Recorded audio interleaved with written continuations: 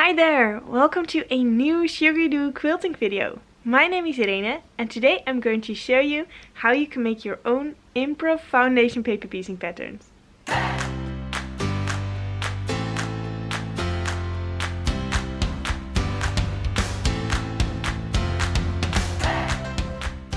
Last week I sewn together this quilt top and I really like how it turned out. But I think it could still use a bit more, so I decided that I'm going to add a border to it. I'm going to add the border on the top and on this side of the quilt. I picked out this lovely grey fabric, so I'm going to keep everything pretty dark. And this is going to be the fabric that's going to go on the top and on the side. And I'm going to make arrows which will point outwards from the blue background. And how I'm going to turn those arrows into foundation paper piecing patterns, that's what I'm going to show you today. I took some paper and just started cutting. I cut some triangles and more triangles in different kinds of shapes, and I've cut some arrows. So just some random shaped arrows because this helps me try out to see how it's going to look. You could of course also make a picture from your quilt and take it to your computer and just draw around it, but I just chose this non-digital approach this time. So I'm going to put those around the quilt and see what kind of layout I like.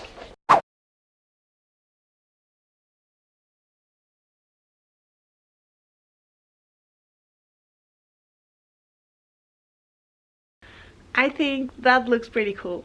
What we need to do first is get some freezer paper or just normal drawing paper which you want to quilt on, and take off one of the arrows so I can trace it into a foundation paper piecing pattern. I'm going to start with this little arrow because I guess this is the most simple arrow that's on there, and I want to have it just straight pointing upwards. Of course the triangles will make a even simpler pattern, but then it's not complicated enough to show you really how you can make your own improv patterns. So let's design our foundation paper piecing pattern for this little arrow. I first measure the width of the border that I want to make, and it's going to be 8 inches. So the first thing I'm going to do is just draw something that's 8 inches in height. And just for convenience, I'm going to chop this off.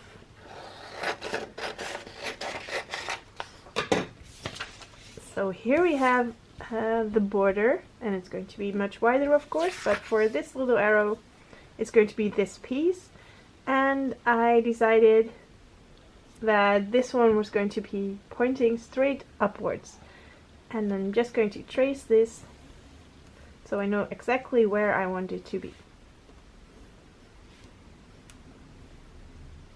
Okay, there we have our little arrow shape. And making a foundation paper piecing pattern can be a little bit difficult, so I'm just going to show you for arrow shapes so that you can make any arrow shape that you want, and hopefully you get the hang of it. So when you understand the principle of designing these patterns, then you can design anything in foundation paper piecing patterns. The idea behind it is that you want to chop this up in smaller pieces so that you can sew it. Sewing happens in straight lines, so when you have an arrow over here, you could, for example, add this piece of fabric. That's possible to add, but when you would have this already sewn, so the arrow and this, it's not possible to add a shape like this. So you only want to add things that have a straight line. So this can be sewn, this piece, because you will sew over this line. But when, for example, you would already have this piece below my ruler and the arrow, when you would have this already finished and you would want to add in this piece, that's not really working because you then have to sew this angle in. So a Y seam like this is not something you want to do. So what you want to do actually is literally cut up this piece of paper to get the pieces that you are going to put in your pattern.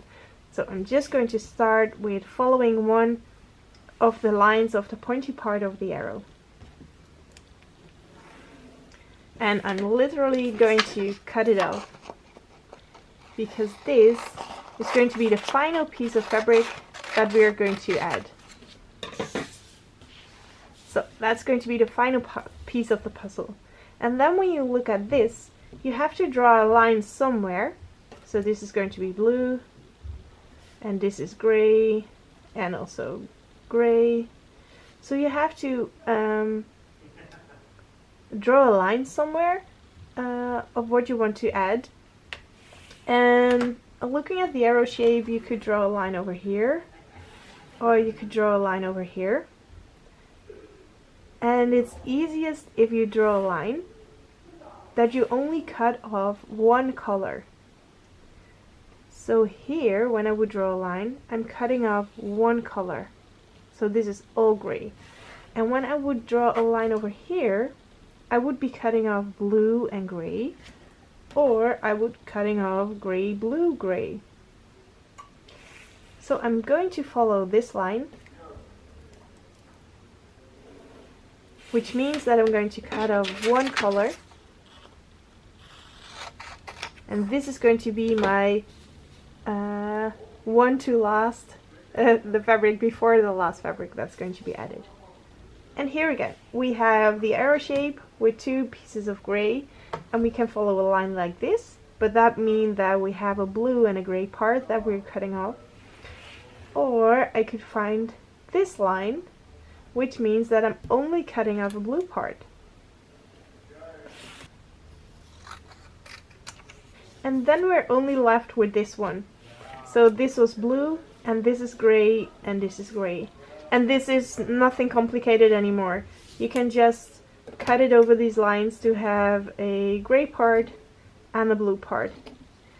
And now when you want to sew together a block like this, it's just like the reverse of the cutting that I just did. So you would start with this little piece, and then you add a gray piece and a gray piece, and then you add a blue piece, and then you add this piece of the fabric, and then you would add this piece of fabric, and there it is, your arrow block. So that's the way that I approach making foundation paper piecing patterns.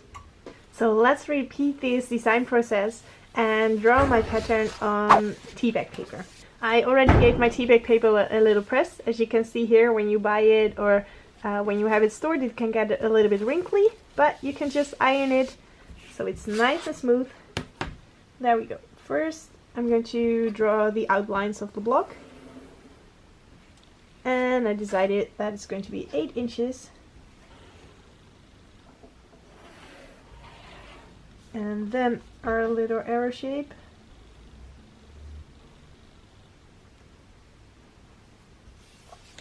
Okay, some guidelines. And then I'm just going to repeat the exact same thing as I did, but then without the cutting off.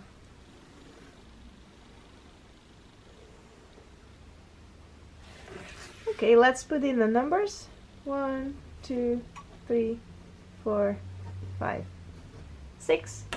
And there we have the first foundation paper piecing pattern for my improv arrow.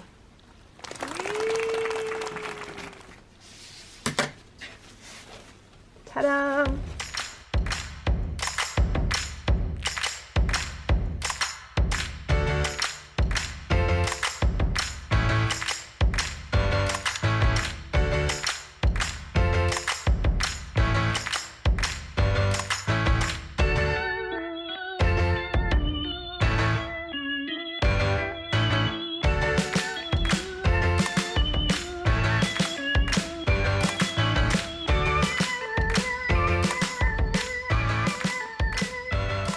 I've made all the patterns for the arrows, so now it's time to make the patterns for the triangles.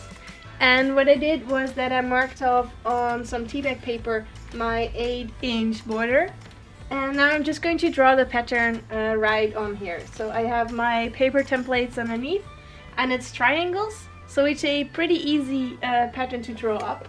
I'm going to start on this side, and this little triangle is going to be my first piece. And I'm just going to mark the lines from the right side of the arrows, of the triangles, sorry. So that's one. And then I'm going to do the same thing for this one. That's two. And then this one the same. So also I'm just going to follow this line of the triangle. So that's that. And now I can just draw in the lines of the left side of the triangles. So what order you get then is that this was the last part that you can chop off. And when you imagine chopping off this triangle, then the idea of chopping off one color again exists. So you chop off this little triangle, then you chop off this piece, then you chop off this piece, then you chop off that piece, then this one, and then you start with the piece over here. So that's how I'm going to sew the triangles. I really hope that made sense. Okay, so there we have that. And I'm going to do the same for the triangles that are over here.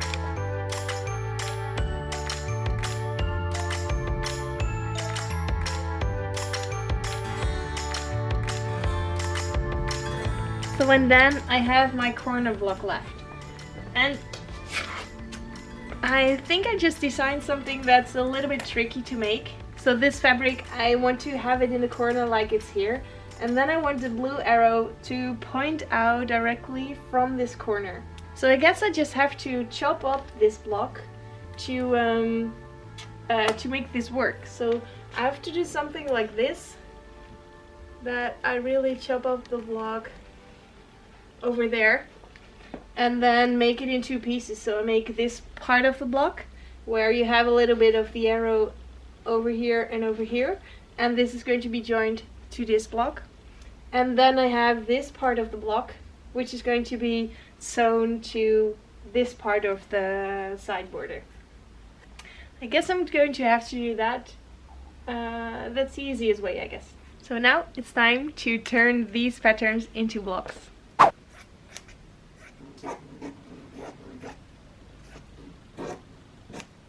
So when I want to cut this triangle, so I'm going to cut this large one, I'm just going to do it like this.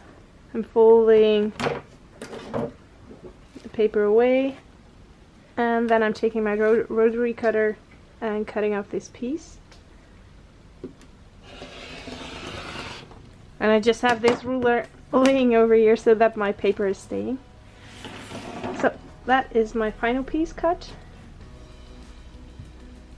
And there we had piece number 6. So again, I'm just piling it up so it's in the right order. So that's already done. Now we need to do piece 5.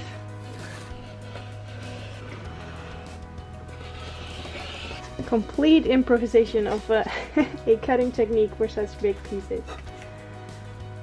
And then the next triangle, that is this one. And then the final triangle, just to be sure. There it is, and there I have my fabric for this big piece.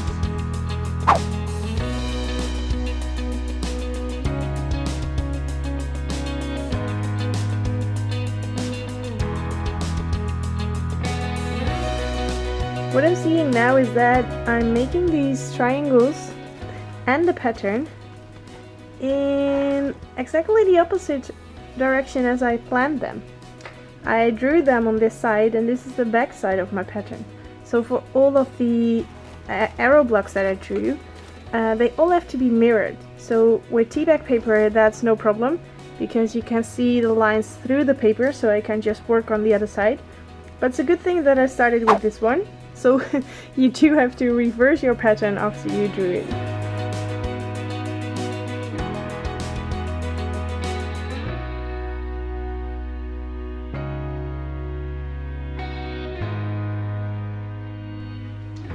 There you have the first 2 sections done, I already really like where this is going, because you see that this is blending into the background. So especially with the arrows, it's going to pop out the background into another background. So I think that's going to be a very fun effect.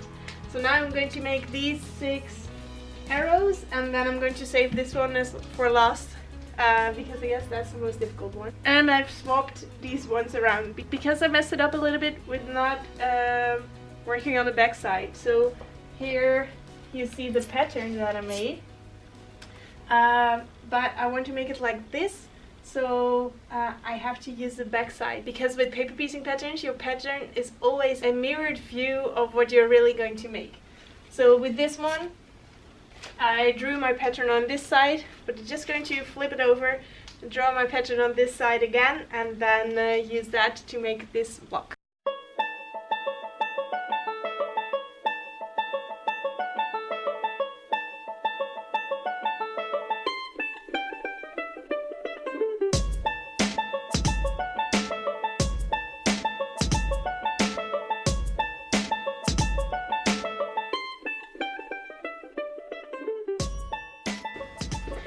So the final piece of the puzzle, now I get to attach these 2 parts.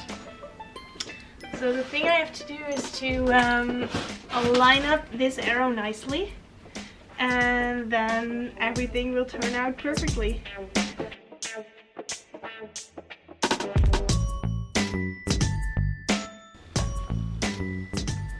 Let's open it.